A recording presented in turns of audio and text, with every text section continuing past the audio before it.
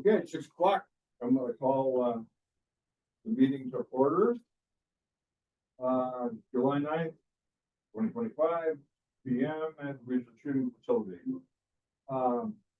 Determination of a quorum. First of all, I'm gonna introduce two new cab members, Carolyn White and Jan Morrison. I know what you're doing. One of the brain things. Really terrible. Okay, so, Kurt, state your name and state your career. Jennifer. Larry Chesney, Kevin Cook.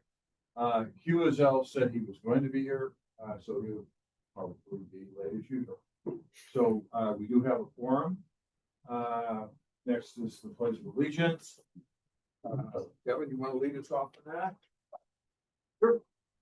I pledge allegiance to the flag of the United States of America, to the republic for which it stands, one nation, under God, indivisible, with liberty and justice for all. Thank you, Kevin. Next is general public comment. We do have a formal request on the record from Jennifer Fitzpatrick. Hi. I'm Dr. Jennifer Patrick with Nevada Humane Society. I'm a veterinarian and director of community medicine and surgery. So I just wanted to take a brief minute. Since this is a new role for me, I wanted the opportunity to share with the whole county some of the issues facing our county with pet overpopulation and resources that we have available. So we know that pet overpopulation affects both pet dogs, pet cats, and wild cats.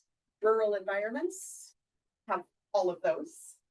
So Nevada Humane Society did receive a grant from Washoe County Community Reinvestment Program to expand community spay and neuter services across all of Washoe County.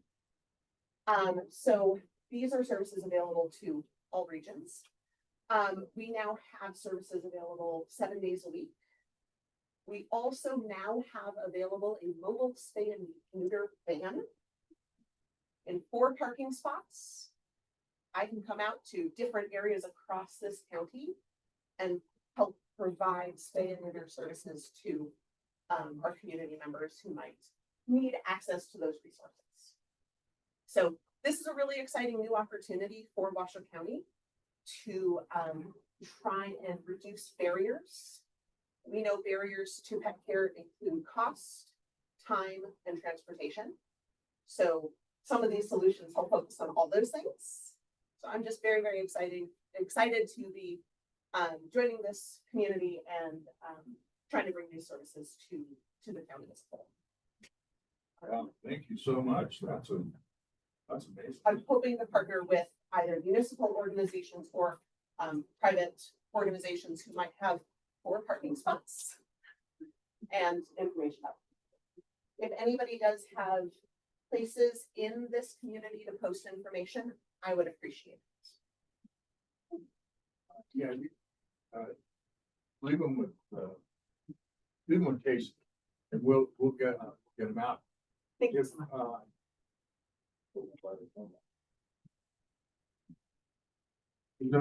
Is there any other further public comment? Hi, Pam. Yeah, I do. You wanna chat? Okay. I wasn't sure I'd get here on time. My name is Pam Roberts, for the record. I'm a former cab member. I still temporarily live in this valley. I love this valley. Thanks to some friends, I'm able to stay here so I can move into my new home. I know there's a topic on the agenda today that kind of touches base with the application for subdivision within the specific plan area.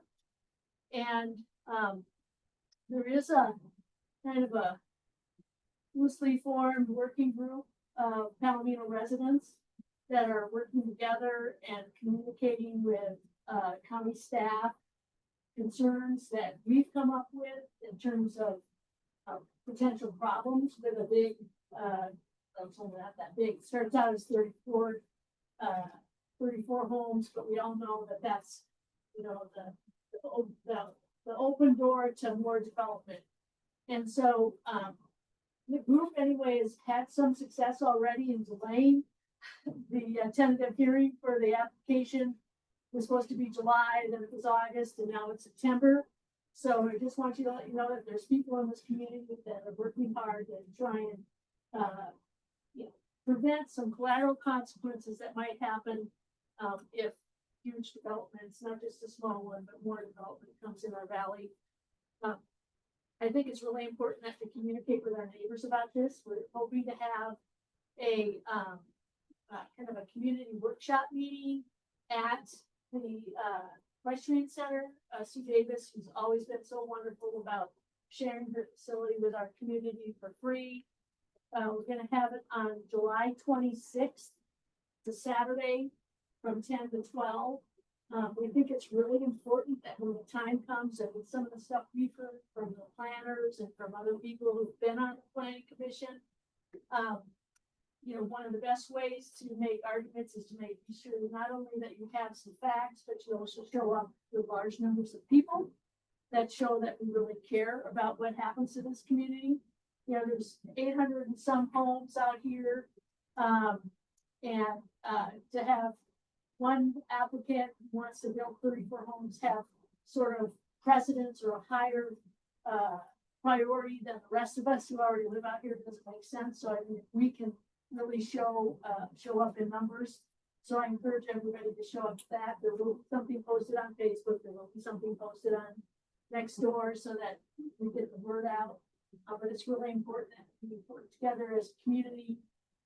We're especially interested in people who've maybe had some issues with wells in terms of they've had to dig way deeper because of the loss of water, because that's probably one of the biggest problems that we're going to experience in this valley, is that there have been way more paper rights given, granted, than there's actually water in this valley. And so that's something I think we all should care about and be concerned about. And that's my 3-minute spiel. I apologize. I'm chair of the Washoe County Senior Advisory Board. And we had a meeting from 3 to 5. And it was a great meeting. And if you have any questions about seniors in the community, you can always ask me. My email, Pam@gmail.com. Had it for like forever. And that's why I still live in Reno. Did you say in or N? I Okay. And that comment, please, is for the record. In next case. Okay, is there any further public comment? Okay. I guess we'll go to approval of the minutes for the May 14th meeting. And for you two new folks, the best thing for you was abstain because you weren't on the board at that time. So is there Motion to approve it. okay, Minutes? yeah, I'll second it. Okay. All those in favor? Aye. Aye. Okay. So. That's a good question. Okay, so let's move right along. We have the election of cab officers every July meeting. We have election of chair, vice chair, and so they're open seats right now. And nomination. I elect, nominate. Not public. I elect to nominate. Oh. I elect to nominate Larry Chesney as president and Kevin Cook as vice chair. A second. All those in favor? I, Aye. Aye. Okay, thank you very much for your vote of confidence.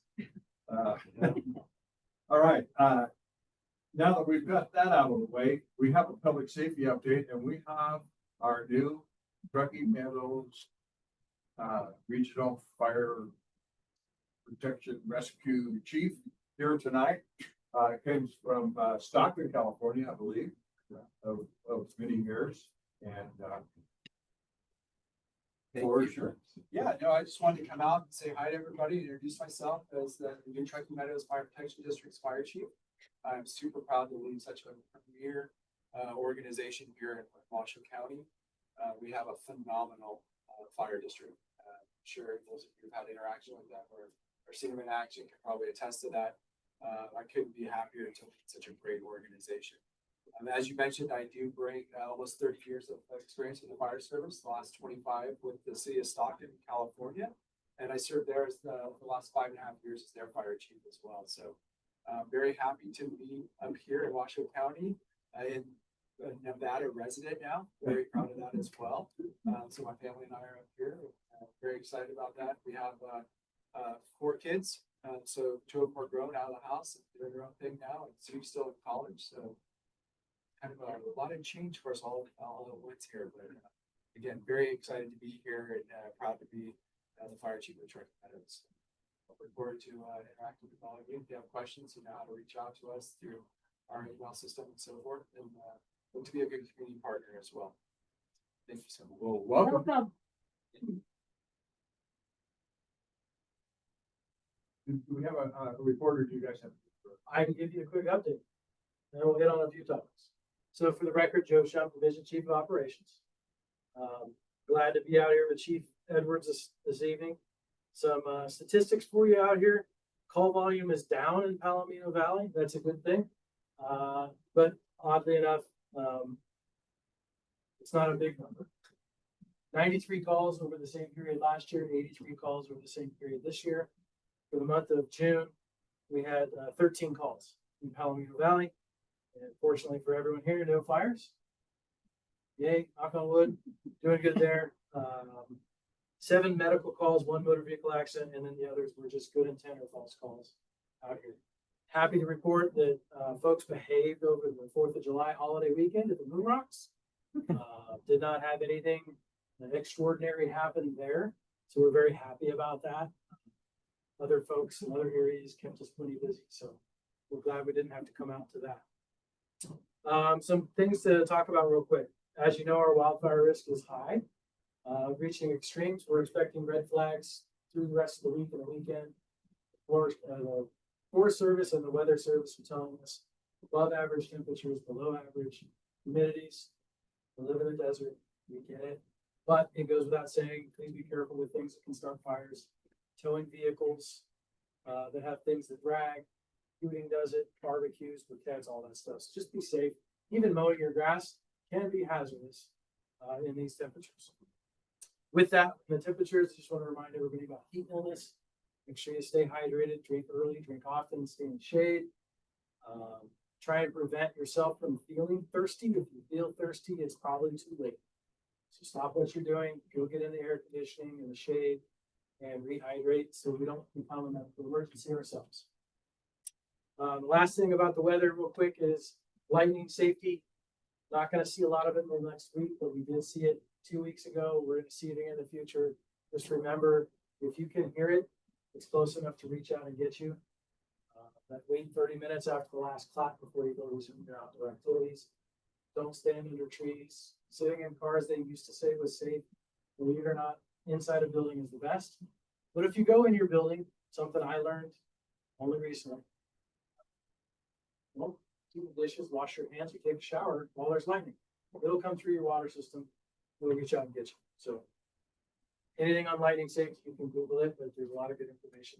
Just want to remind folks, because we'll be out here chasing the lightning as it hits the grass and it starts fires. Other than that, end of report. Are there any questions or comments for fire folks? If not, thank you very much. I know you're busy. You got it. There's a lot on your agenda. Well, while we're on that subject, whether this is the appropriate time or not, there is a living with fire and fire reclamation or prevention meeting at the events at the West Event Center Saturday from 10 to noon. You're going to have a lot of people there, a lot of resources to talk about open space and clear space you need around your property and resources and all sorts of stuff like that, so. Casey, for the record, they've come to a few cabs already, so they're happy to come to any cab, but also I can get you any of their information. They're easy to talk to. And if you watch any of the old cab videos too, you can get the presentations also there as well. Okay, great. It's good information. Okay, thanks a lot. We really appreciate all of your service and Sorry to report. good luck in your new career. Thank you so much. I appreciate it. Thanks for coming out. Thanks for coming out. Welcome to my show. Thank you. Do we have anything from law enforcement? Either on the Oh, you know, I should have. web or? Yes, we have Sergeant Gomez. Let me let him in.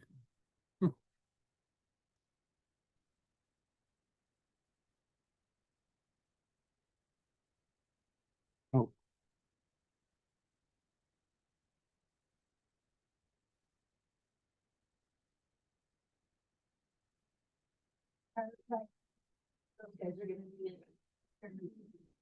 There we go.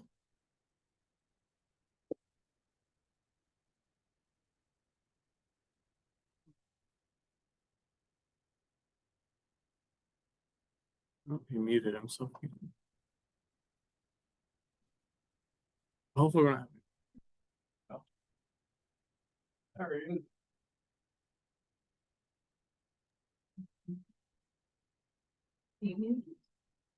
You're muted.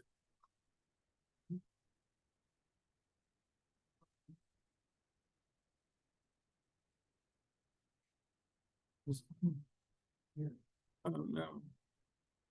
Do you have audio on your side? I have no. It's showing that he's muted. And unmuting.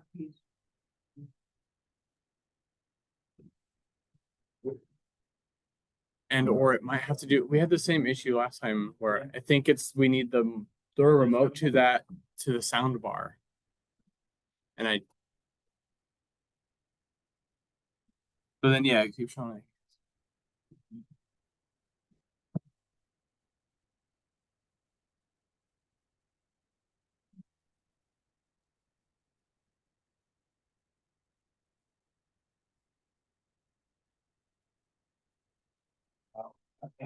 No,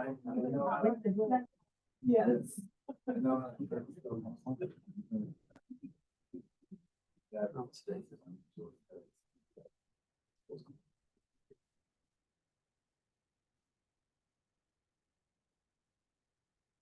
What's the Samsung? Is it a Samsung soundbar? This might be it. Oh, do you have it there? Whatever this.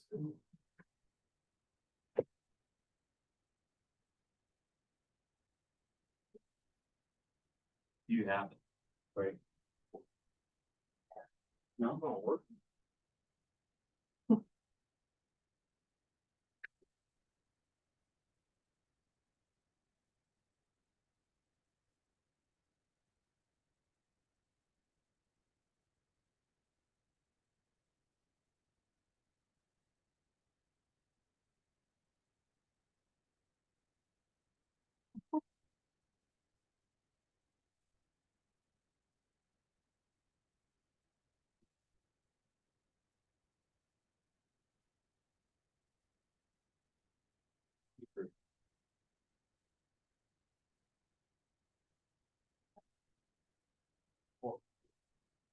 Right.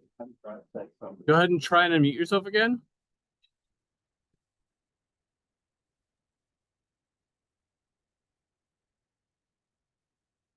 No, why is it keeps going right back to mute on his end?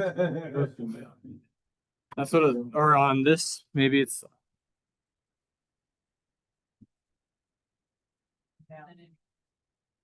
that's so strange. That red symbol is a mute. Yeah.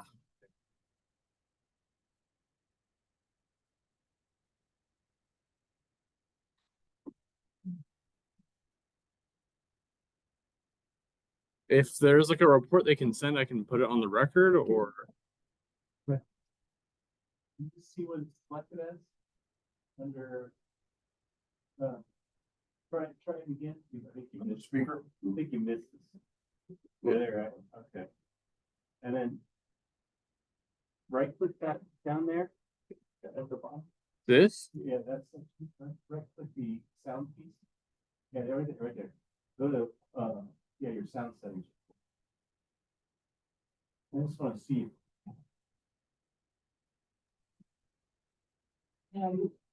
It's not like Shows selected. That's your input. Try your, speaker, selecting your speakers up there. Just see that. And then bring your volume up. Right now, see if it might come out of your desktop. Very loud. Nothing? Try it one more time. Anything? Doesn't look like it.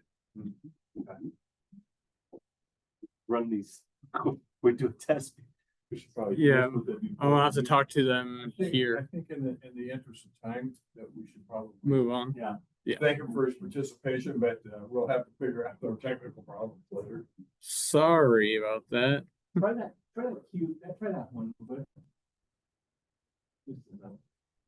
Put that. See if it-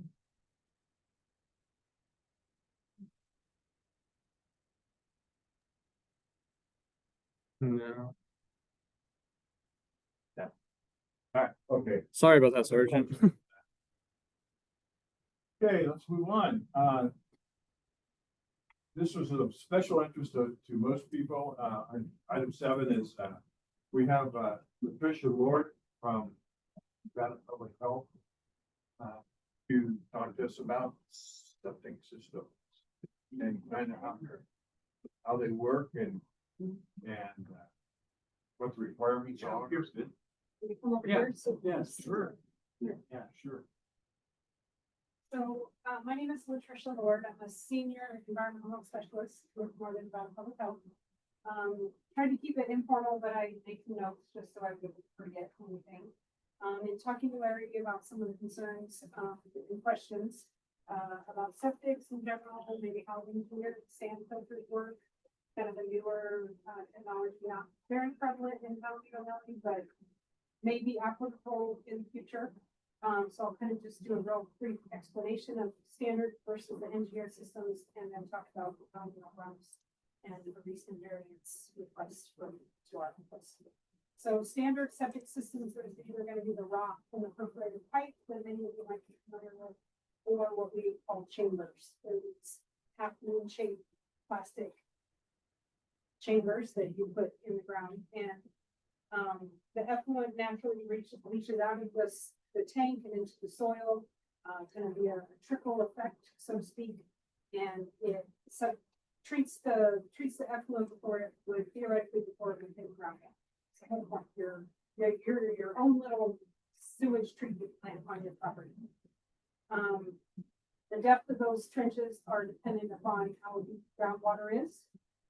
So we have a process where we ask people to dig us a trench before we ever even approve anything. It's called a test trench. And we look to see how deep groundwater is before we know how deep someone can put a septic in, because we want to protect groundwater. The standard perforated pipe and rock is usually up to 10 feet deep. Those chambers are just up to 5 feet, because we have 4 foot, they're a foot tall, and then we have 4 foot maximum coverage of dirt. So that's where we end up at 5. And then if you know that groundwater level below ground, we like to do 4 feet off of that. So we work in kind of 3 dimensions. You have your horizontal, your vertical below ground.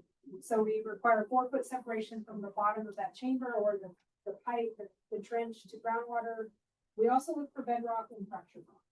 So fractured rock we treat kind of like groundwater, because water can go in the fissures of the fractures and go straight to groundwater. So, and then bedrock, it may not go through it at all, and then we don't want a big cesspool. Then when it comes to engineered systems, the difference between them is they're more of a bed shaped. They could be rectangular, square, I've seen triangles, but they're not necessarily separated. They're all one big bed. And there's a very specific grade of sand that is placed in the bed that the effluent goes through before it hits that native soil. And because of its grade of sand, it's meant to treat and it's designed to treat this effluent a little better before it hits that native soil. And therefore before it would then go to groundwater. They're estimated to remove about 90% of the nitrogen out of the effluent before it hits the native soil, so it is considered safer before it gets to the soil. It does require either a pump or a siphon so that it can dose the water out into the sand instead of the trickle effect. Because if you get trickle effects through sand, you're going to end up with channeling and, you know, kind of in the ocean or on the beach, we'll have a trickle effect, but it'll channel it through it and the water is still. The sizing of them is still based on bedroom count, like regular septic systems and percolation test results. We either would estimate it or require an engineer. But it does, because it's a better treatment, it does allow for only 2 feet to that separation to groundwater instead of a 4.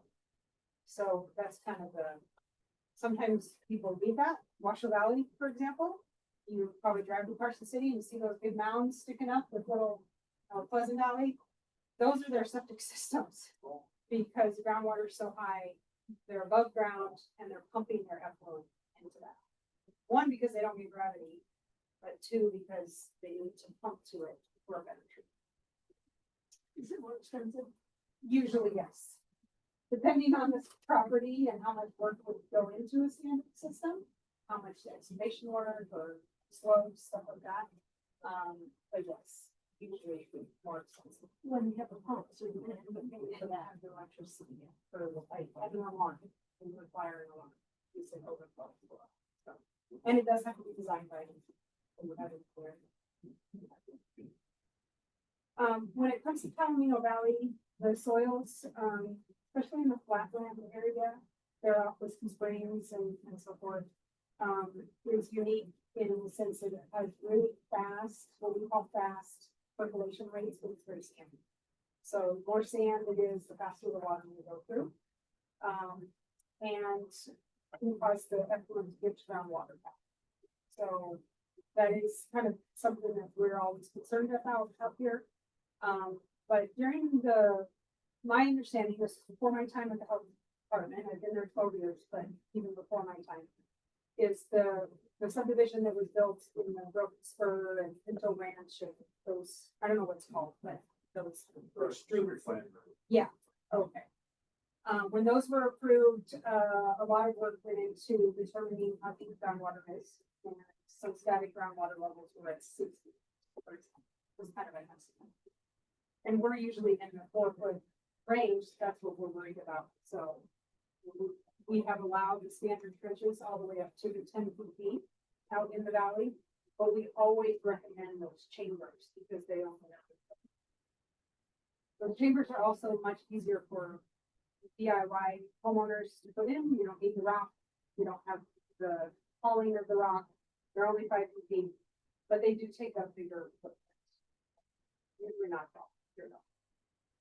Up in back in the Wilcox Ranch Road and stuff like that, we are seeing a lot of fractured rock, bedrock areas. So we're starting to see more systems out there, but not really necessarily in flatter areas.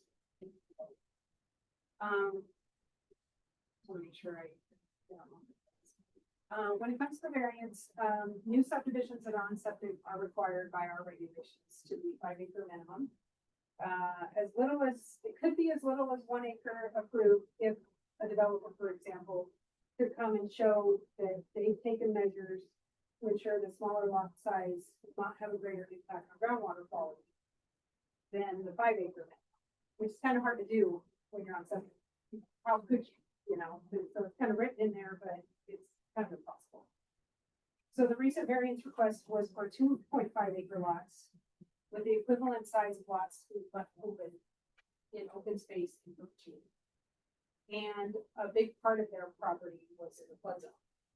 And we try to keep either flood septics out of flood zone, or we require them to be designed by an engineer with some sort of mitigation to function and not prevent any sort of health hazard in the event of 100-year flood. So their proposal to us was we're gonna use the flood zone area for the open space and only have the septics in the non-flood zone area.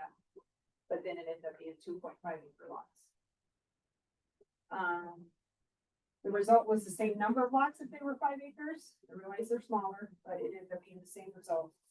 So they applied for a variance that is then heard by our sewage, wastewater and sanitation board. It's a board of volunteers from the industry, septic engineers. We have an excavator, a well driller, a real estate attorney and agent, and a biochemical industry person. He just loves to serve. They hear the variance and it goes to our district court of health, which is kind of like county commission, but for the health department. And they actually, that Swiss board, sewage, wastewater and sanitation board, they just make recommendations to the district board of health. And the district board of health has the final say and made the final decision. And the district board of health is representative from Washoe County County Commission, the city of Reno, city council, Spark City Council, and then other appointed people similar to that. That's pretty much what I have when it comes to how engineered sand, that Larry and I talked, engineered sand filters was a question, and then how the variance process works. As far as I know, the variance, we were not the only step in the process, so I know it goes to Washoe County Planning and Building and other planning commissions and stuff after us, but I think they have to start with us in order to get that permission. They are still required to go through all the same steps as if a brand new system on 5 acres or 1 acre or whatever. So go to test trenches, perk tests. They may end up even needing engineered sand filters on every single lot. They don't know. So who determines, will each 2.5 acre parcel that will be built on require a separate perk for each one of those? More than one. Yes. Okay. They start with what we call that test trench inspection. And sometimes they bring in an engineer already and they just plan on doing it because they don't want to wait for us to determine and then get an engineer lined up. Because then they have an open hole in the ground and safety factors or whatever. But theoretically, they could do that test trench inspection. We could say yes or no, you need a perk or not. But oftentimes they just already have somebody on board and they'll do a perk. So that's what I expect. Quick question, Kevin Yeah. Cook, record, the general acreage out here owned is 40, is common. Does that mean that someone with 40 acres can potentially put 4 septics on their parcel? So according to health department rules, Or even more? Actually, according to health department rules, it's 1 acre per septic. But then, or per dwelling, which is then also per septic per acre. But my understanding from Washoe County planning rules is it's 2 dwellings. A main dwelling and an accessory dwelling that has to be half the size of the main dwelling. So it's more connected to the dwelling. Correct. So as an accessory dwelling, you can have a second septic. Yes. And accessory dwellings here don't have a side in this area. Oh, really? Okay. Yeah. They're just, because of the GR, as long as you're on, general rule ag land, What side is spot? GRA, land. If you're on GRA, it doesn't have a side. Yeah, I don't know how that works. But there have been times when people maybe build a shop or a barn or a garage and it's far enough away from the main septic. They'll put in another septic just for that. And as long as it meets, they have enough acreage and it meets all the requirements, we would allow it. Whether or not, how many buildings they're allowed to have and so forth on the property, it's all Washoe County planning. So And the perk tests have to happen for each septic, even every single lot. but Oh. 40 acre lot, Oh, and you go, I've already done it, we're good. Is it expedite? It can expedite, yes. We have the right to require additional, but oftentimes, depending on what we see in the original test trench inspection and perk test, we may honor that, and it may last for years, and we would continue to honor it if they needed like a new, like a repair system. But it's gonna depend on what we saw.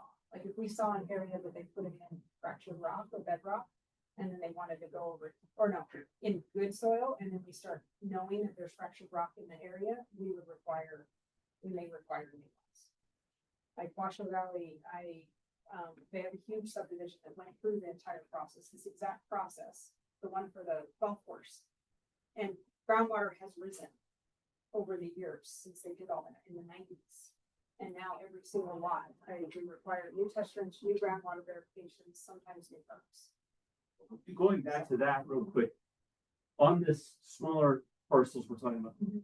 in the future, if neighbors that are existing, they test their water sometimes, neighbors, I test my water, my water, and they find that they're seeing new numbers come in with different levels based on, let's say this all happens, can they go back to the health department and ask for those septics to be looked at again? Or any adjustments made if they start to see some water tests show up with, levels of, well, whatever, nitrates, thank you. Yeah. Theoretically, yeah, they can come back at any time and ask us, they can come back now. But would you require, if they showed you that neighbor said, hey, after 2 years of living, of these homes coming in, we're now showing these higher nitrate levels, would you require them to, those owners to update their septics to an even higher standard or even re-engineer them? Once it's in, more than likely not. We do have, my understanding, this is above my pay grade. I'll just tell you that. And my boss, Dave Kelly, was in Vegas this week on work week. He's offered to come back and at any time in the future. And I told Larry that if there's more questions that he can answer. If we know of an area that has high nitrates, then we can start requiring denitrification systems on their septic systems before they go in. And a lot of that Washoe Valley golf course is required to put in denitrification systems. And they go into the tank. They attach to the septic tank, so it denitrifies the septic tank before the water even comes out of the septic tank and goes into the leach field. So that is an option.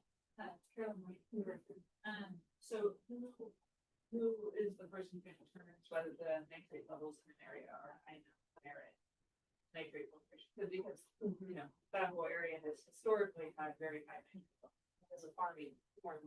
It's actually naturally occurring in the soil. Recently found in a somewhat utility state. They don't think it's actually related to agriculture. Okay.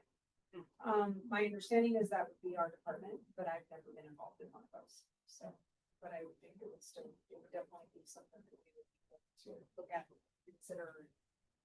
We do have a section written in our regulations specifically deals with nitrate requiring additional mitigation. So, Jen Morrison for the record, you stated that, well, let's talk about variance. This subdivision not a variance for 2.5 acres, and they're going to put septic system on each. And they got variance for that. So does the variance require what kind of septic systems they put? You said that maybe there could be some engineered sand filter. So they asked for a variance from the one portion of our regulation that requires the 5 acre minimum. And that's the only thing that they've gotten a variance from. Okay. Everything else still our normal process, that test trench inspection and or percolation test. That then determines what kind of septic is required. They still have to go through all. Okay, so it's still on there. Yes, yeah. Okay. We could get out there and start seeing my groundwater. And when we look for groundwater, we don't just look for what's standing in the trench. Like they usually dig up 13 feet deep, and so if we see groundwater at 10. We're also looking along the sides of that trench on that sidewall for any indications that during certain seasons it comes up higher. The water leaves markers behind. We look for that. So we could theoretically say, well, we saw evidence that all the way up to 6 feet at some point. And then that's what we work off of, not the 10. Okay. The most conservative number. Okay. Thank you. Yes. For the record, So this variance, if someone else in the valley, say someone who bought another area of land within a swath that's currently agricultural and wanted to subdivide it, would they have to seek a variance for that plan? If they wanted to do the same thing? Yes, Okay, yes, because it was parcel specific. okay, do you think that a variance like this, and I guess I'm asking you to speculate, but a variance like this would be viable within the flood zone? Like if the entire property is flood zone? Possibly. We would still require it to be designed by an engineer and some sort of mitigations. And there's a lot of them that we see regularly, even those chambers and standard systems and their mitigation that usually burns up around it or something.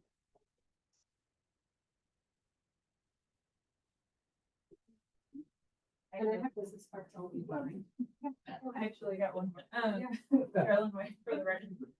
So the neighboring parcel, they attempted to do wastewater treatment on it back in 2006. They were trying to approve a 750 dwelling unit subdivision.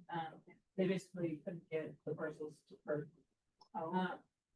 In part because of the presence of pervasive clay layer.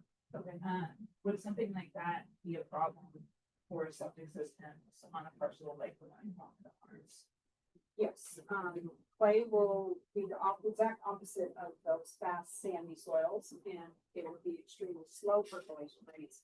And in that case, it would more than likely be pulling out all that clay. They would have to propose pulling out all that clay, bringing in some sort of engineered fill that does perk within an acceptable range, and utilizing those engineered sand filters, because they're also meant for higher percolation rate.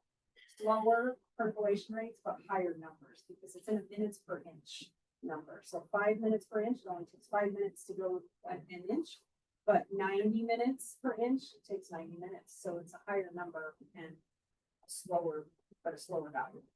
So during the perk test, would the presence of a clay layer be something that you would be able to see, even if the test bench had dug down to the depth of the clay?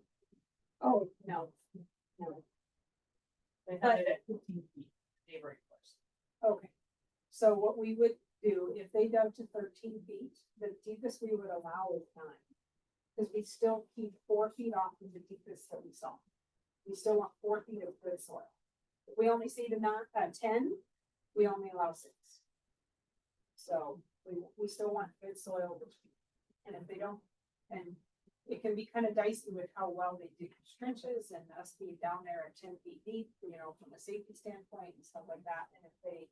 And we are always the most conservative. If we can't tell what's down there, then we make them do it deeper, or we take the most conservative that we can. What would the presence of a clay layer, like below a septic system? It would be a big cesspool. It would just and it would just sit there. I had one up in northwest Reno not too long ago. They put in those chambers as a bed type system, and literally on a layer of clay. The engineer got out there, and the percolation rate was, it took 480 minutes to go for the water to go down an inch. So that's like more than a day. So, but they had to bring in special fill that would perk and replace all that clay out. And at that point, in my opinion, if all those lots were in that situation, I would think that the septic system would cost more than building the house. I don't know how much cost, but it would just be prohibitive, possibly prohibitive.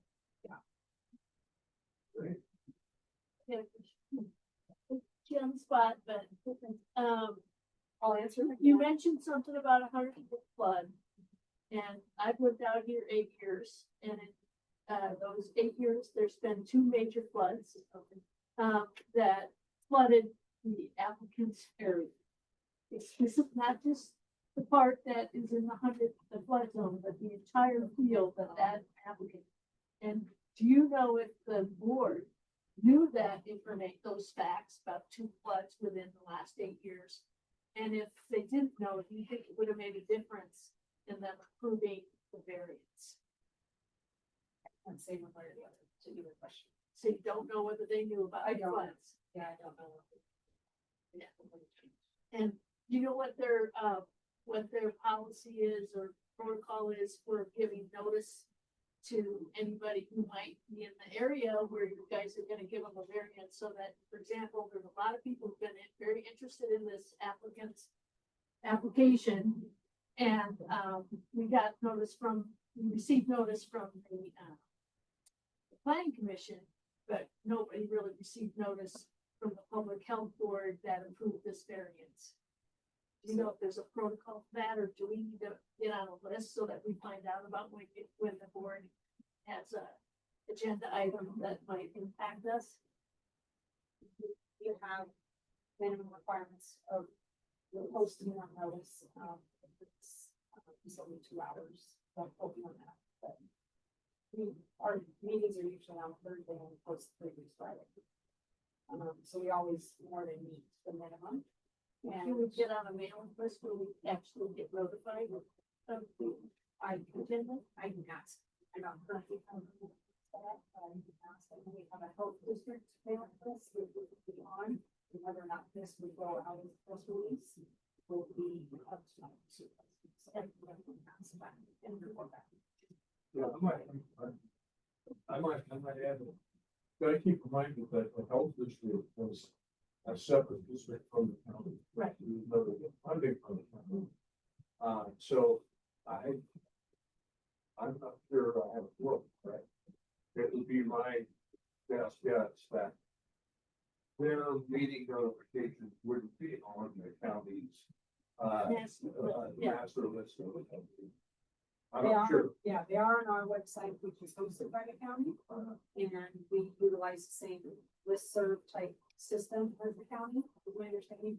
But you have to sign up, you have to opt into different subjects, like, yeah, like I opt into animal services type email, so I get their newsletter or whatever.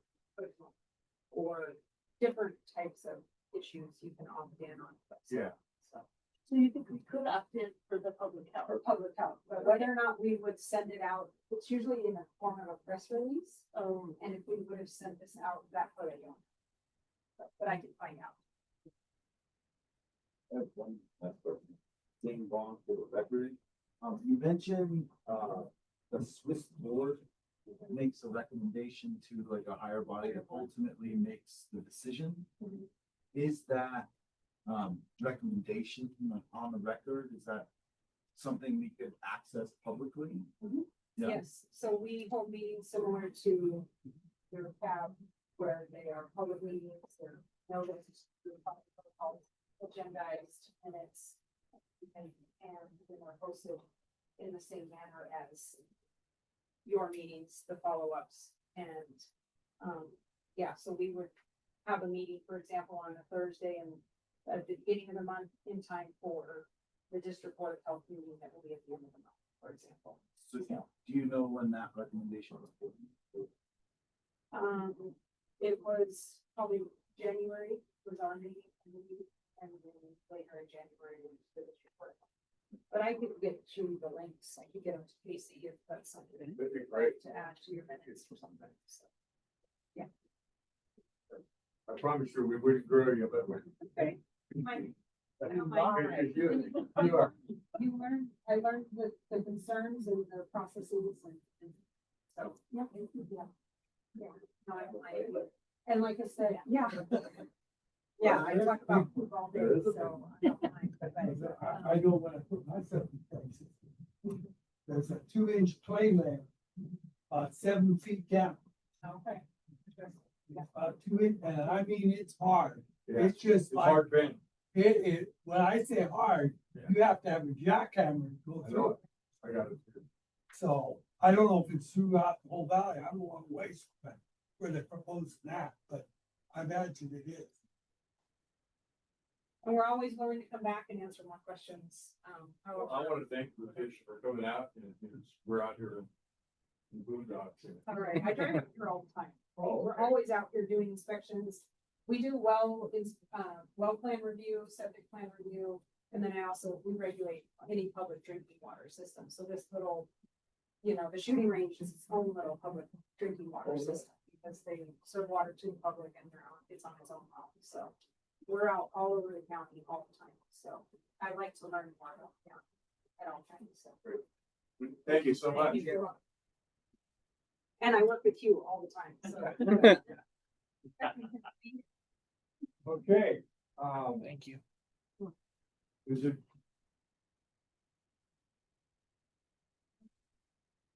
Okay, let's go to item number 8. This is, the empty chair. There's an item that he brought up. And it was a discussion on the role and relevance of the Warm Springs Citizens Advisory Board, including the viability and sustainability of specific tasks, where the meeting frequency could be adjusted to things such as, and this is where it gets off the rails. Hugh's example was the development. Cabs specifically cannot interact with development issues. That was planning and development, their public meeting, your questions are next. And so Hugh says, well, I think because we may be seeing more development out here, we should have a meeting every time. And I said, I'm going to give you my personal feelings and then I'm going to open it up to discussion and I'll open it up to public comment. We have a hard time getting enough subject matter to do bi-monthly meetings. In the latest edition of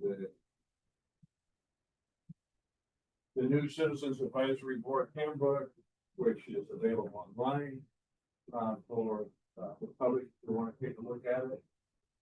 We have my copy here if I'm really interested. The county commissioner, our commissioner, Jeannie Herman, can call a community meeting anytime she wants. So, had I known about that ability that's listed in this handbook, this handbook was based on new rules and regulations of the Board of County Commissioners. Just voted in like last month, I think, or earlier this month. And so the language is revised in this. So I'm saying we could have asked Jeannie to hold a community meeting, which is not governed by open meeting law. But she has to, as the county commissioner, she has to facilitate the meeting.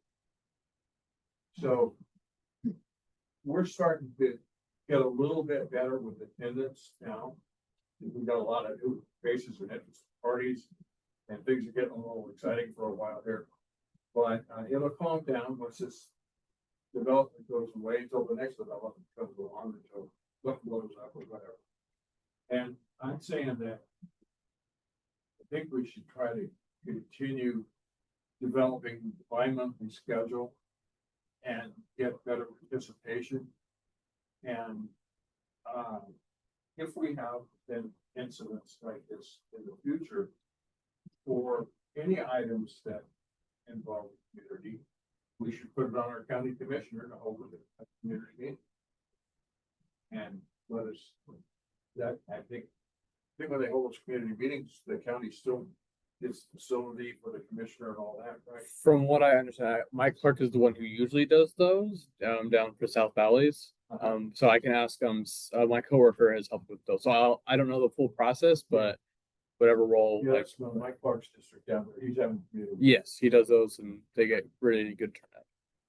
So we do have a vehicle that we could have a meeting in between our agendized meetings where we have to abide by open meeting law and have an open session. That's my opinion, and I'll ask the members of the board talk about it a little bit. Part of this is a little bit of development of CAB. Pam brought it up last meeting about the what's, you know, how the cabs influence and lack of influence.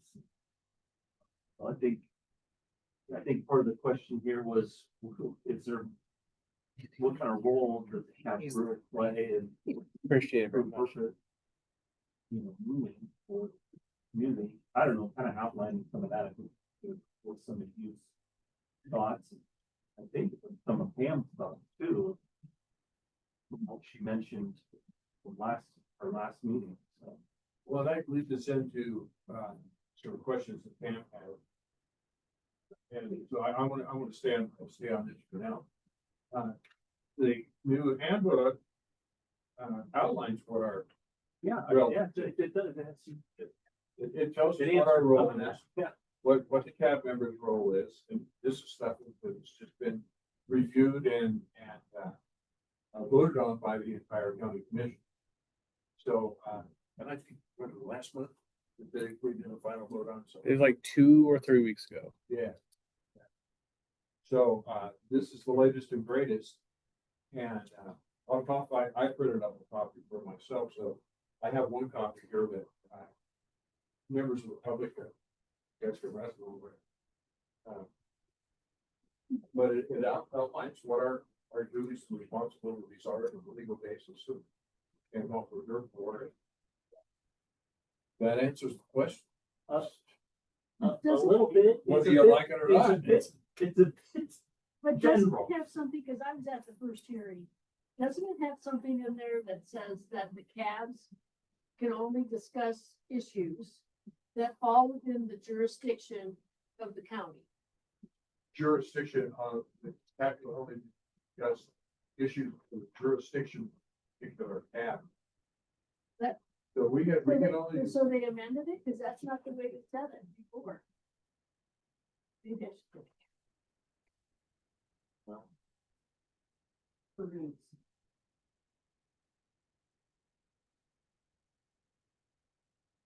I have a question about the community meeting. Yeah. Idea.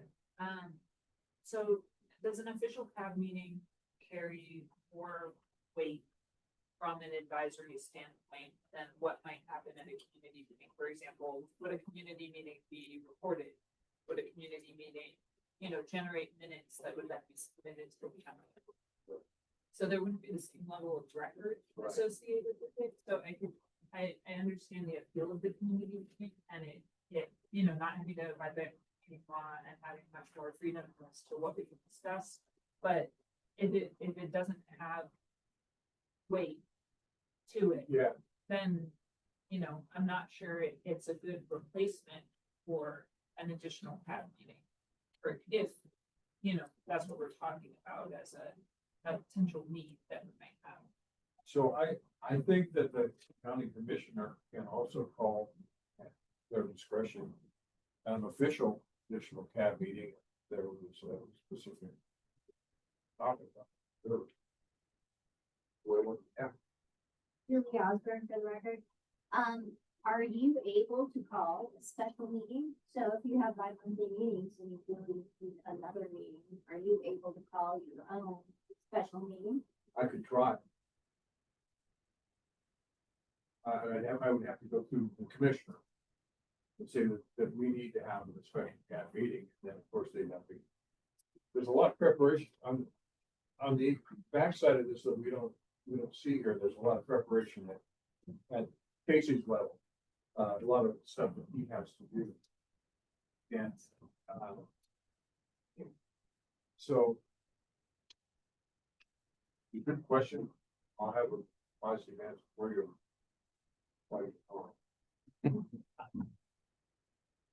Lori Sports off for the record. And my question is aligned with your conversation about, does it make a difference in terms of the impact that it would have to county commission? Perhaps not, but having been at the meeting where there must have been 50 of us here with the first time that the Alameda Valley, the development was proposed and there were people here to have the conversation. I think that the benefit of that was that there was open conversation. And but then that prompted the follow-up that Larry's having, Tisha coming out and talking about septic systems and so that we can have that connection. So they're separate, but they certainly help us improve the communication about what's going on. And some people are more comfortable in an open meeting where you can just have a conversation than in a meeting that is regulated by open meeting laws. So I think it gives us the opportunity to have that balance. So if we had a county commissioner who was open to coming to CAD meetings and understanding all the things that are going on and would be willing to have, you know, those additional meetings for us when topics come up that require us to have more frequent meetings. I mean, every other month works, but sometimes we get in between those meetings or find out about things, the conversations of the meetings that we come to. So perhaps there's a meeting of the minds of having both of those. Well, and I think that's what I was trying to say is that it would have been really appropriate to have after the developers meeting, it would have been very appropriate within a week or 2 weeks to have a open meeting. Yeah. Commissioner-led open meeting. Yeah, commissioner led. And we.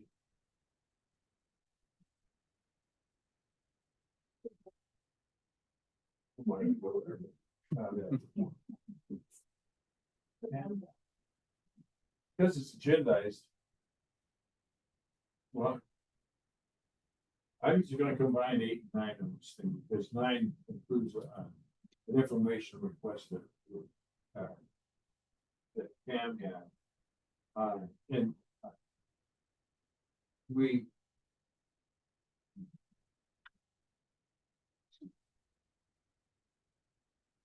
Pam wanted to know if where the record was, if there was a record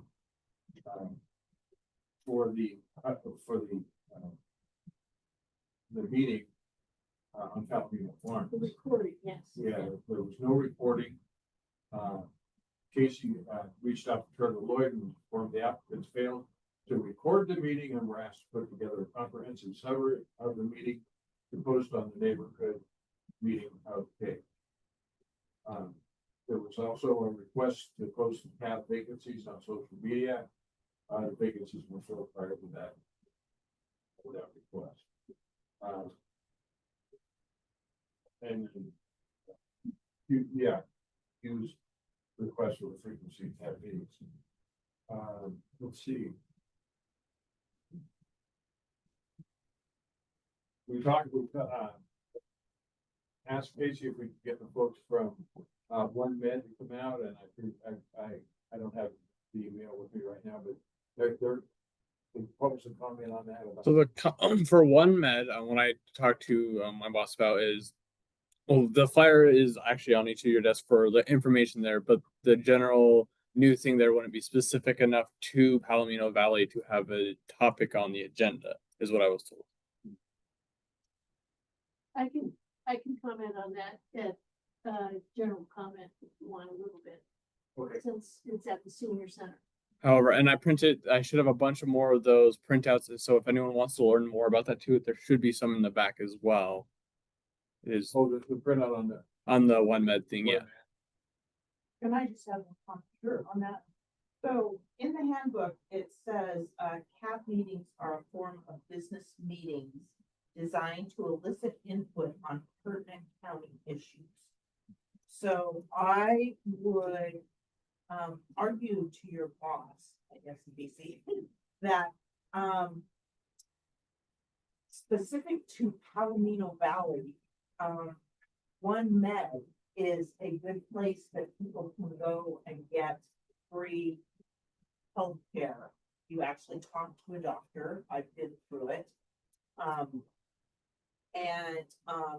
You know, if the St. Mary's Emergency Clinic in Spanish Springs that just went in, if that is, you know, too busy, if you just need to go in, I mean, seniors especially out here, need to know about those kind of things. So I would argue that it is pertinent to Palomino Valley to know about the things that are in Reno and Sparks that we can take advantage of.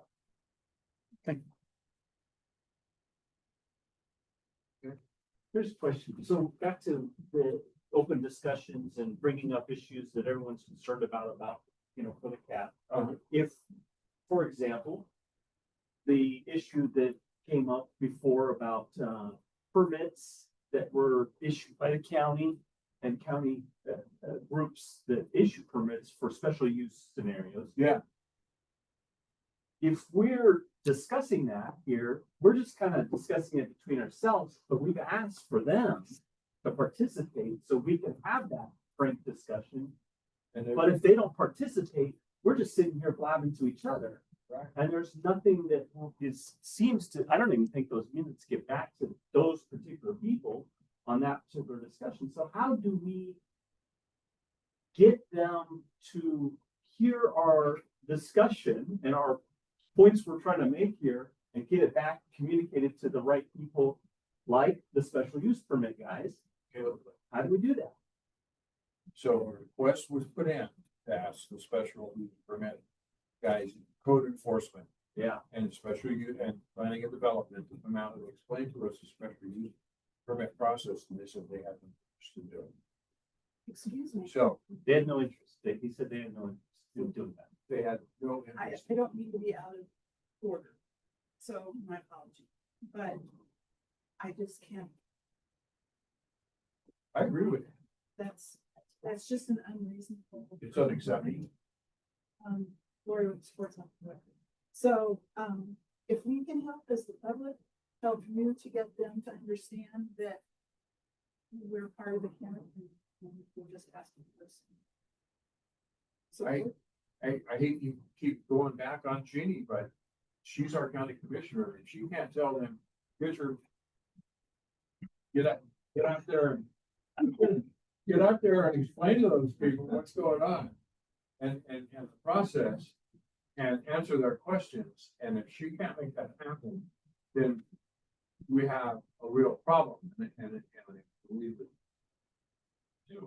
we're getting a new county manager pretty soon, and things may change to put more pressure on those departments. Because those guys actually work for assistant county.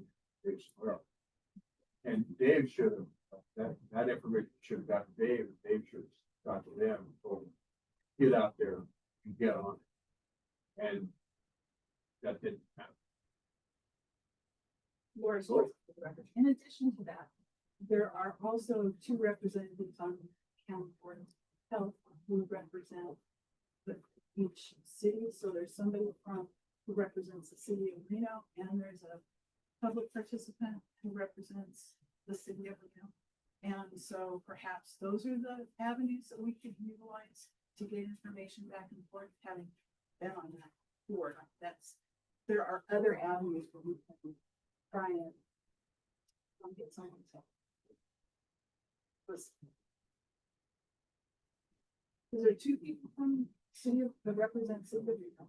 There are two people that represent the city of Sparks, two that represent the county, and health doctor. There's a physician who's the chairman of that group. So that might be another way of. So you're talking about the health department.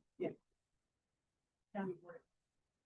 So if that would help, that might be another way of. Well, I don't think we've had any problem.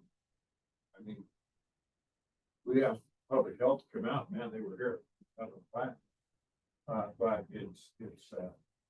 it's the planning and development operation that we requested information from, and they just said, we're not interested in participating.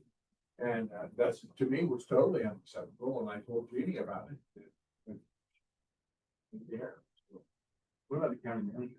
What about the county manager? Yeah. Acting county manager, because there's an acting. Yeah. Yeah, That's the woman. yeah. She's acting now. Yeah. Wait, we don't have a county manager? Right. Oh, Zoning. oh. Well, yeah, I think, yeah, county manager, can we get her to come out?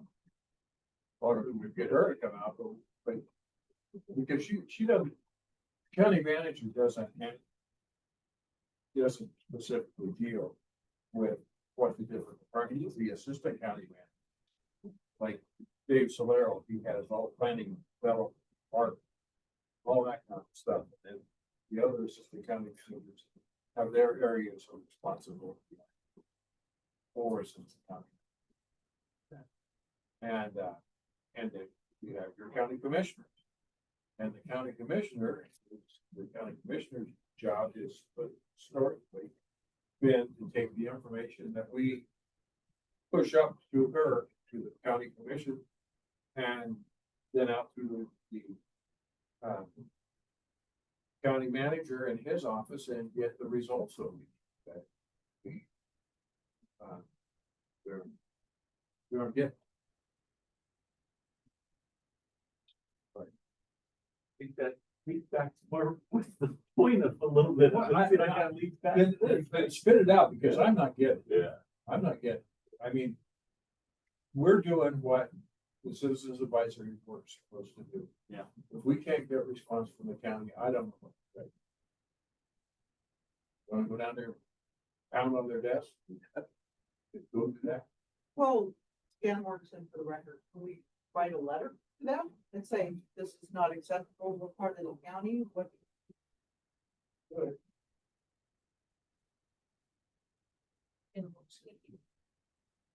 Get a little speaky. Seems to work real good lately.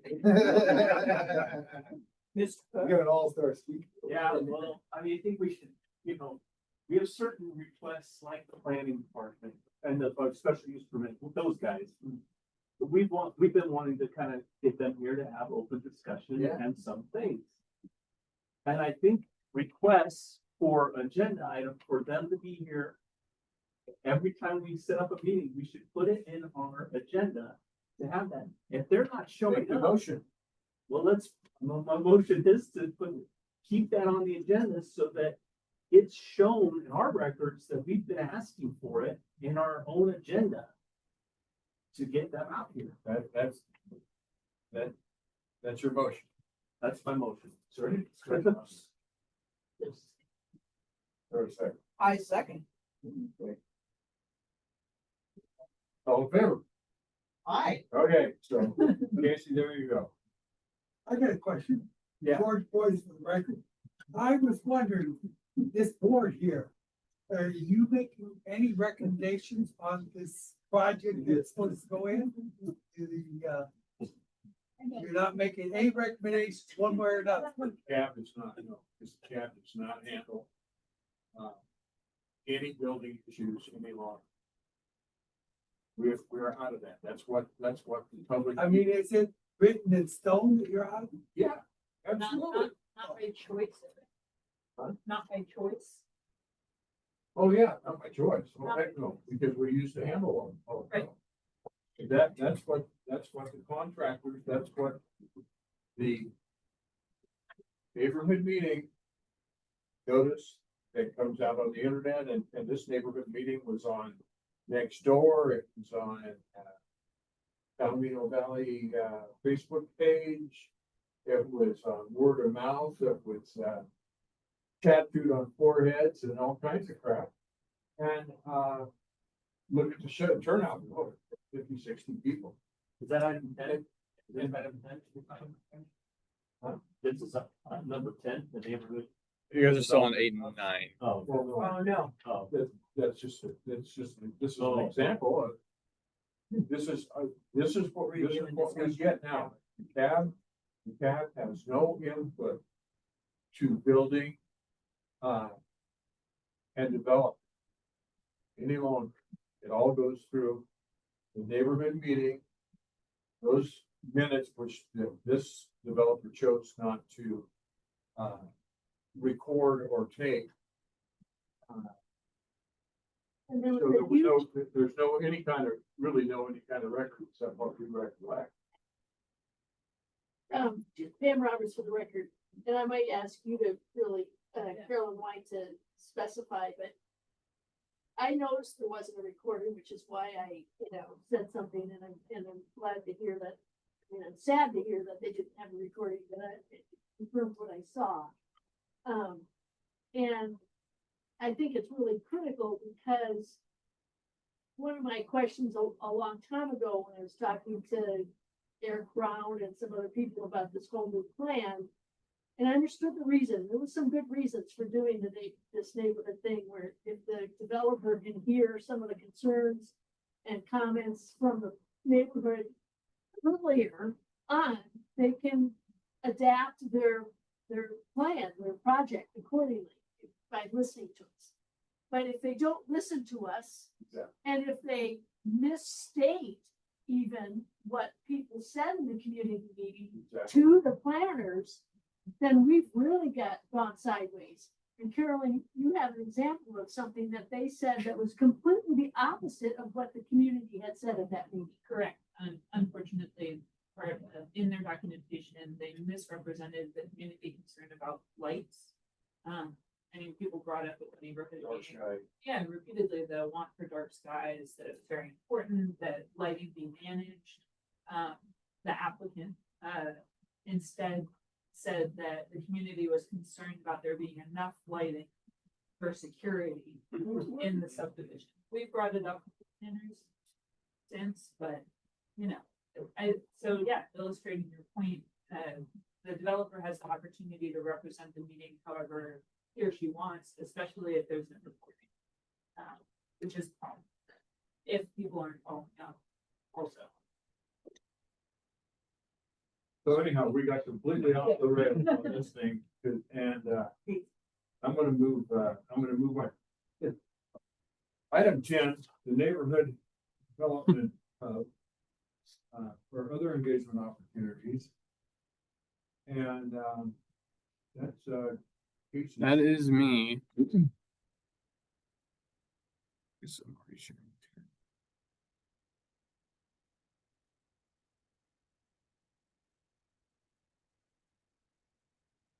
Okay, so I'm gonna go over a few. We got a lot of little things here. I'm sure if you haven't heard, we have our neighborhood development hub page. And so if anyone is confused by this, we explain it every CAB meeting. I can go over how to access it, how to get there, and how to sign up for notifications. But in general, you go to the Washoe County homepage, you go to the Board of County Commissioners, and then there will be neighborhood development hub under there. This shows, for example, we got 2 upcoming developments, none of which affect this area. But if you're interested enough in them, you can go to them. So that's the Marengo Springs and the Incline Village Nursery School. On the sidebar here, it's going to show some of the more recent ones. And then anything that is in sort of the application process, you can click this link right here. And that will take you, in theory, eventually. It'll take you to a page where you can click different districts or all districts. So for the Palomino subdivision one, you can kind of see where that is in its process by keyword finding it or going to District 5. Sorry, it's being slow. So if there's any questions on that, I'm happy to answer those questions. It's pretty easy to find. And then we have a couple of engagement things. I believe I started going over last time. Let me see if I can find them. Good. Perfect. So we have our community input engagements. So those are for people to share any feedback or ideas to help guide and improve engagements with our residents. Those are available 24 hours. They ask you a few questions, and we use those for a lot of different things. So outside of the cabs, it's kind of hard to give your feedback unless you can make a 10 a.m. BCC meeting or one of these meetings out here. So this is a way to get more feedback out. Things you would like to see for CAB topics, things you would just like to address, and we'll always do our best, to get some sort of a response. And for this area here, we have not been receiving a lot for Warm Springs, so please do use those. There are QR codes back in the back of the room, and on the agendas, you can scan that with your phone, take a short survey, and anything we've discussed here tonight in that past discussion, those are things you can bring to get there. And then, I have a question. yes. Who received these community? So these are ran by the county. So it's our team, the commission support team. And so we get those community inputs throughout. They're not relevant necessarily specific to the cabs as much as they are to the different areas and districts that. So for example, we have a Hidden Valley engagement, but we don't have a Hidden Valley cab. So me specifically, I am the one who literally looks at those, and I do those. We go through them every month, and mostly it's going to be right now. It's just Spanish Springs has been the most reactive, and so we get those, and then I copy and paste everything verbatim and send them to Candy, who sends them to Commissioner Andriola. And so if we got them there, I would send them to Commissioner Herman and say, hey, like, is that what your people are saying, kind of thing, and she may be like, cool, or she might be like, hey, let's have a community meeting because everyone's saying we need to have this meeting on this Palomino. So that's a great way, another way that we have that we can reach out to the community, if that makes sense.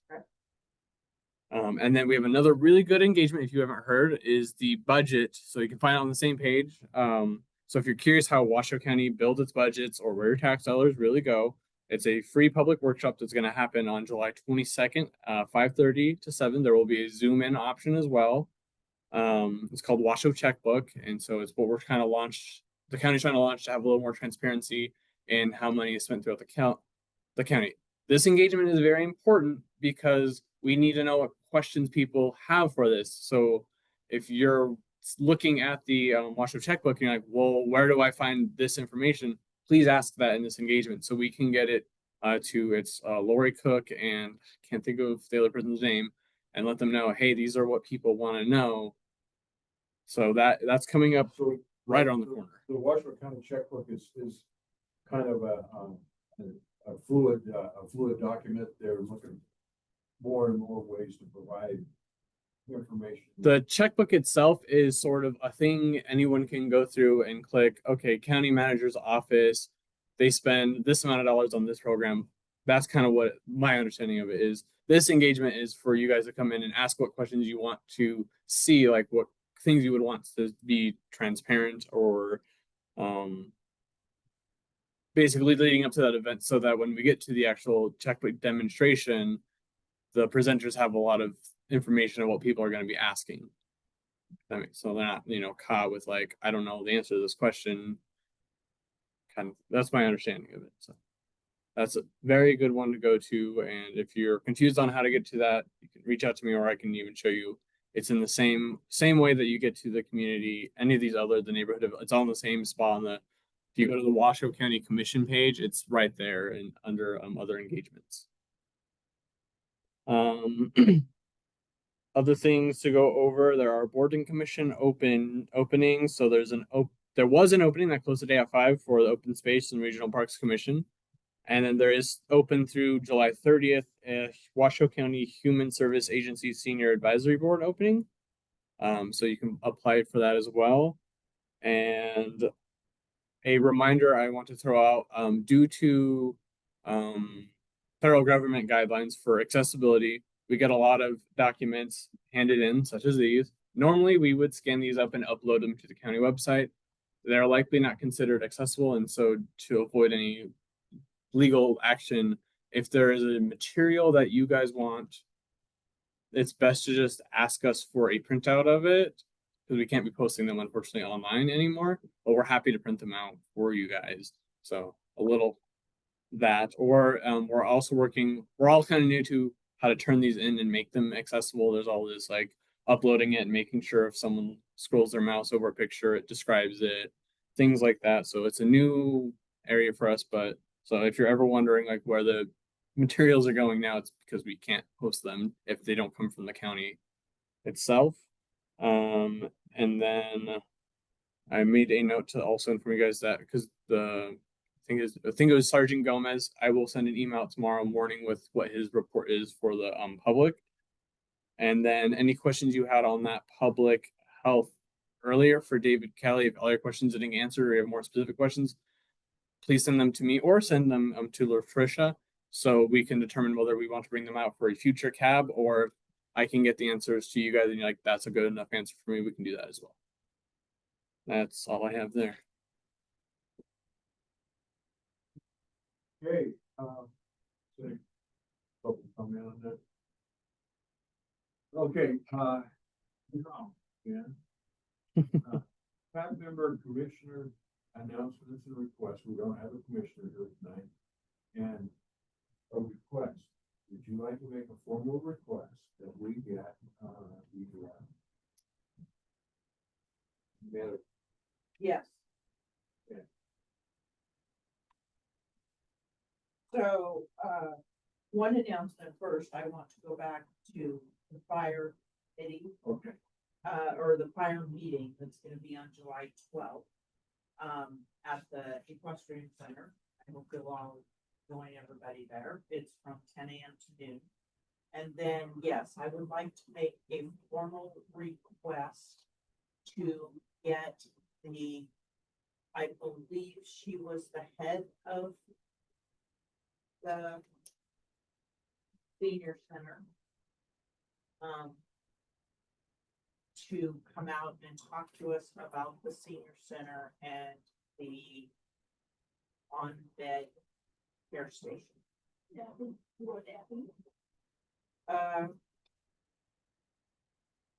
texted a card, I have a card, did I give you a card? yeah, we sent it to me,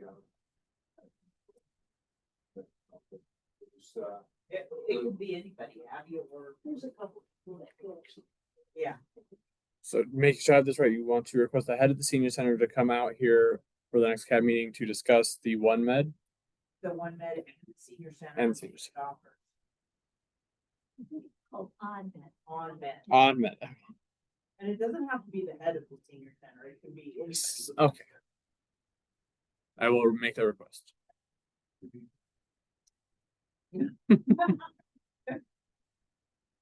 Send a request to Pam, who's on the senior board. Carolyn, do you have?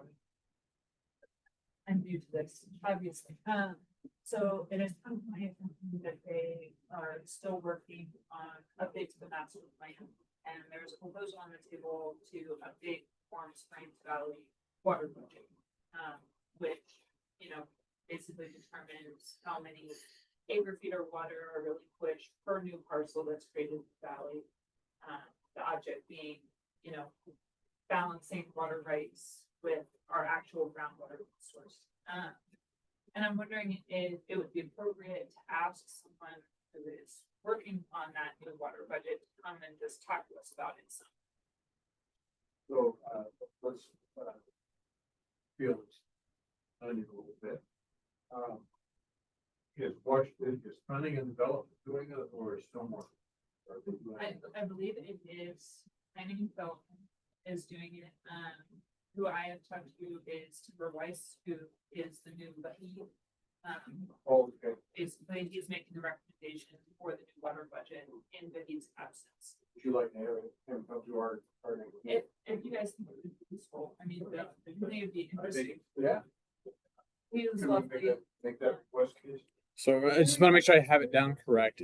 You want to have budget and Timber Weiss from planning and development. I'm talking about something to do with water. That's what I missed. The update to the water type, basically. Okay. We didn't have a timeline, but I think the more we know about it as it's happening, the better informed we will be and able to make recommendations. Very good subject. I will reach out.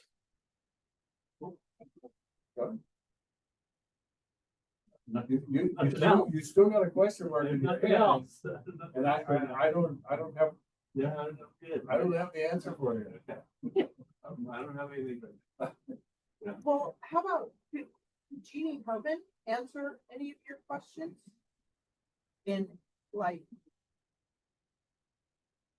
Well, I think those questions where I was talking about have enough impact for all of us to get someone here to bounce questions, because there are many. You're talking about somebody from planning and development, now talk to us about special use. Special permits. use is a thing out here. It happens a lot. Yes, The horse racing, just Yeah. special use.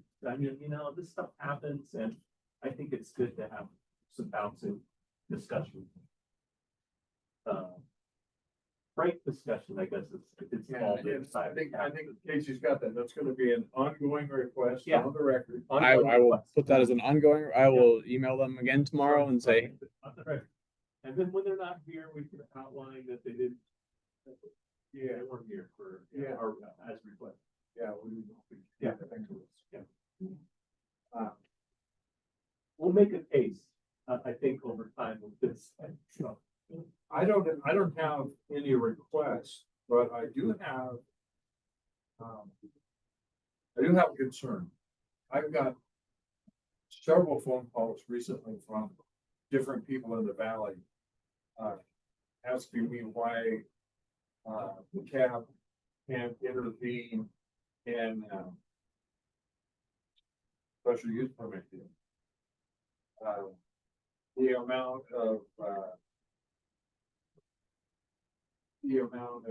species and the error from the feedlot up on Winnemucca Ranch Road. And, another two people called me about a guy that's, rode up here, I don't want to name it, but,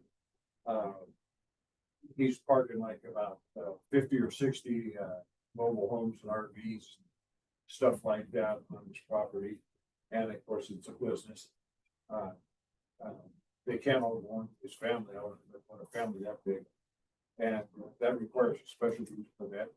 And, I told him, you know, I guess what I want to convey is that if you have a particular problem, you need to, number one, talk to your neighbor. The first thing you do is talk to your neighbors about it. If they tell you that town sand, then you do have remedy. Like the air quality board would handle something like the bad air coming off of a feedlot. Code enforcement would handle somebody not having a special use permit for parking 40 or 50 vehicles on their property and not having a special use. And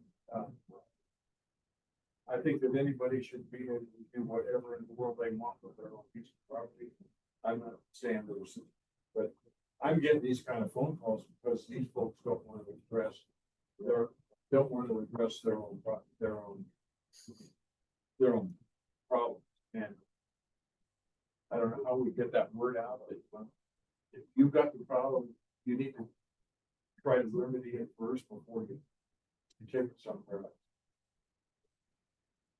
So, anyhow, the cab is not the neighborhood police. And so resources are available. I forwarded all the information to everybody that called me, and I said, you know, this is your course of action.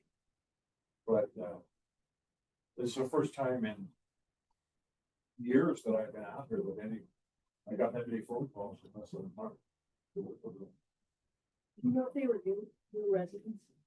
But You know if they were newer residents? no, actually, there were old residents that tried to deal with the people so that rather than them wanting to finally complain, and you got well, these complaints anonymous.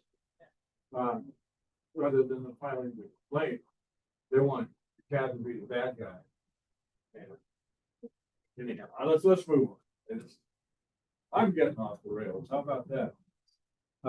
Any general public comment? Pam Roberts for the record. I don't know who's responsible for putting the sign that's usually out there that says public meeting. But it wasn't there. I don't even think the sign's there anymore. Is it out there for you second? There's just a They temporary. Right. Right at the gate. Yeah, normally there's a sign that goes out there that says public meeting tonight. Right, yeah, public meeting tonight. Yeah, and it wasn't out there. And I don't know who's responsible for that. Is that you? Nope. Is that? Is it somebody on? You know who used to do it? Marshall Todd used to do it. Well, so someone I don't must think have they take the signs there anymore. Well, I just think, you should, my public comment is, please follow up on that, because I think it's good to have that sign up there. I'll talk to the people at the range. And I'll take the ball. on that care station, just, I think it would be useful to have somebody really come out who knows more than I do. Jan, I think you even probably know more, because you went in it, didn't you? And, it's free. It's this big cube and it's private, and you go in there and it will take your vitals and all this kind of stuff. So if you have a concern, like, you know, I feel like my blood pressure is going through the roof, or whatever it is, instead of going to urgent care or to the emergency room, which all costs a ton of money, you go in there and there's a person that will come on the screen and they will talk to you. It's not just it's a doctor, and it's free. I mean, and so I mean, Deal. that's a big deal. I mean, yeah, it's 45 minutes from here. You know, it is 40 to 45 minutes from here, but it's free, and it's for anybody in the county. You can go in. It's the first one in the state of Nevada, and it's in Washoe County, not even Clark County first. It's Washoe County. That's what it is. Okay. Any further public comment? Sorry, thank you for the record, Lori Swanson. I'd just like to say thanks to all of you, and especially to the new members of the CAB for, such open conversations and for paying attention to the concerns that are brought to you by the people who live here, so that we can get some follow and do the squeaky wheel to make sure that, you know, the county understands what's going on. I go to a couple of other CAB meetings, and we'll get more people. Those other cabs also have small numbers of people, and it's the same people each time. But I do think that it's, you know, it's an avenue for all of us to be able to participate. So to those of you who, it takes time. So thank you for all the time. Thank you. You take to be on this team. Let's see. Can I make one short comment personally too? Sure. First off, also welcome to the 2 new CAB members. Awesome. And for those who haven't seen the full Raftellus report, the one that affected our team the most was a recommendation to move the commission support team around a little bit. And so I think this plays into a lot of what was talked about tonight. And now our team is basically spearheaded by Dave Solero, assistant county manager. And so I'm hoping, and this is me speaking on my own personal self, I'm hoping that gives us a better relationship with code enforcement and planning, as he is this county manager who heads those. I don't know what that actually means. And until we have an actual county manager who can push forth an actual agenda and get things moving, but I am personally optimistic that we can have a better relationships with our commissioners and our CAB members and move. So I think it's a good change. That's my personal opinion. And so if there's a thing that was said tonight and you're waiting like a month and like, where is this information? Please feel free to reach out to me and be like, hey, are you able to get code enforcement or whatever on this agenda, or what is that? And I'm always happy to respond. If you don't have my number, get my number, my work number. And I'm always open for a line of communication, because I do want these cabs to be as effective as they can be, because no one wants to sit here for 2 hours and be like, that got nothing done. So Thank you, Casey. thank you. Absolutely. Any further public comment? No, I'm, okay, so, have a motion to adjourn. Well, I'm not through. What? Yeah. You're not.